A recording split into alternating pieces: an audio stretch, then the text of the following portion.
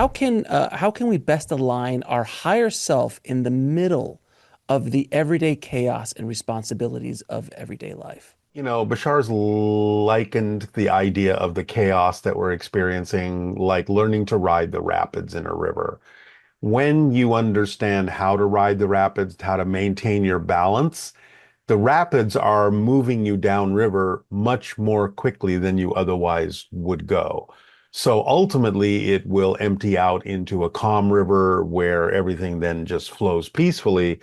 But the idea is to learn to ride the rapids so you can get where we're going much faster. And the way to do that is to approach all your challenges in life with curiosity, creativity, and calmness, staying in a positive state so you can get a benefit out of the experience, even though chaos is all around. It is the symptom of the end of one cycle and the beginning of a new cycle because everything is breaking apart. Everything is coming apart at the seams. Everything is being reorganized. Everything is being rearranged. The old systems are falling apart. The new systems will have then an ability to come in and replace them. So, yeah, transition is a chaotic time, but that's what we're going through. We're going through a transition. We're going through a reset of humanity over the next couple of decades. And on Earth, this is kind of the way it expresses itself because Earth is a school of polarities. So it's nothing to be afraid of, but it's something you can use. You just have to learn to stay in balance as you're riding the rapids, and you'll make it downstream that much faster. What's coming will come that much more quickly. But how about for those who are having major anxiety and fear around all this kind of stuff that's happening around us? Because it does, you're right, the old systems, you can see it crumbling. I mean, you and I both come from Hollyweird. We both worked in the industry for a long time, and the new technologies that are coming out. I don't know Mhm. if you've seen the new AI video to AI that just came out by Google, Yeah. and many others. Yeah. It's a game. I mean, and this is just the beginning of it. I can imagine where we're going to be in 3 to 4 years, where Mhm. anybody can create Avatar or anyone can create Star Wars Yeah. on their laptop with sound effects and dialogue and probably And good everything. performances. Yeah, everything. Right. So we see that happening um, all around us. So what do you do? How do you? What advice do you and Bashar's teachings have for people who are fearful and anxious about all of this, But man? fearful of what is the question? Because, Fearful of change. Yeah, I guess well, change. a lot of people are fearful of change, but the idea is change is the only constant in the universe. So everything always changes. We've always experienced it. I know there's a lot of resistance to it, but the idea is that that resistance is the product of holding on to fear-based beliefs that are often simply irrational. It doesn't mean that what you're afraid of is actually factually going to happen. A lot of times the fear, in fact, will manufacture a negative result. So when you understand that your state of being determines how you experience your reality, then you can start letting go of the fear because the fear is actually creating what you don't want. It's kind of like the idea of a self-fulfilling prophecy. When you stay in the vibration of fear, then the things that bolster that fear start being attracted to you. You start reinforcing that energy. So it's maybe better to think of this in terms of resonance. Everything is about vibration, everything is about frequency. If you don't prefer to experience things that reflect and reinforce the idea of a fearful belief system, then choose something different because the universe doesn't care what you choose.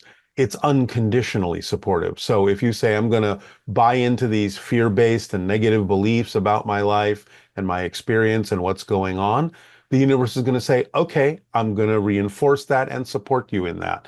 But if you decide to say, you know what, I'd rather look at the idea that there's a positive side, I can learn a positive lesson, that I can learn something from this that will move me forward, that will help me grow, help me expand. I can approach this challenge with curiosity, with creativity. Then the universe is going to say, okay, I'll support you in that too. So it kind of comes down to understanding that this is how reality works. This is how the universe works. It doesn't care what you choose. It will support you in either case. So you might as well choose a more positive state of being. Why not? Because then the universe will support you in that. And all the reflections you get will at least be reflections that give you an opportunity to extract a benefit from what's going on. Underlying all chaos are patterns. They may not be visible on the surface right away, but they are there. And so you have to be in a positive state to see the pattern and use the patterns and extract something beneficial from the patterns that are embedded in underlying what appears on the surface to be something chaotic. We're in charge. We're in the driver's seat. We have to choose how we're driving our vehicle. And if we decide to do it negatively, then it's going to be a bumpy road. If we decide to do it positively, then we're not as affected by the bumps because we're getting something out of it. Then it's more like, okay, I'm on a roller coaster, but I enjoy roller coasters because it's a fun ride. At the end of it, I have had a thrill and I wind up where I need to be. So it really is all how you approached what's going on. Bashar always reminds us, look, there's no built-in meaning to physical reality. It's a set of props. They're neutral. You decide the meaning. We automatically train people to go, oh, if this happens, it's bad. If this happens, that's good. But, there's that old story. Of the idea of, oh, my son was riding a horse and he fell off and broke his leg. That's bad. And, the wise master goes, well, we'll see. And then later you find out that he would have been drafted into the army and probably killed, but because of his broken leg, he's saved. And, oh, well, that's good. And then the Zen master goes, we'll see. So it's just about constantly understanding that everything can serve double duty, and that if you stay in a positive state, then you're navigating into that direction, and those will be the opportunities that will open up for you to help you continue that positive arc. Whereas if you go into a negative thing, you'll just keep spiraling downward because that's the nature of physics. What you put out is what you get back. Physical reality is a mirror. Recently, Bashar put it a little bit more poetically by saying, look, God is a mirror. What you put out is what's reflected to you. It's not creating a mind of its own. It doesn't contradict you. So you are the one that's in charge. You are what gives meaning to life. You decide what the meaning is. And the meaning you put into it is the experience you get out of it. So I think when people understand that, when they really wrap their mind around that concept, then they can get control of the idea of, well, why am I afraid of this? It's just a story that my negative belief is telling me to buy into. And if I understand it's just a story, then it doesn't have to be a true story. I can decide what the ending of this story is, and I can decide what the experience I'm having along the way.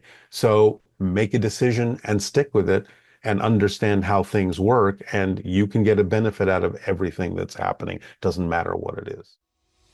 To watch the full video, click on the link below, and don't forget to subscribe.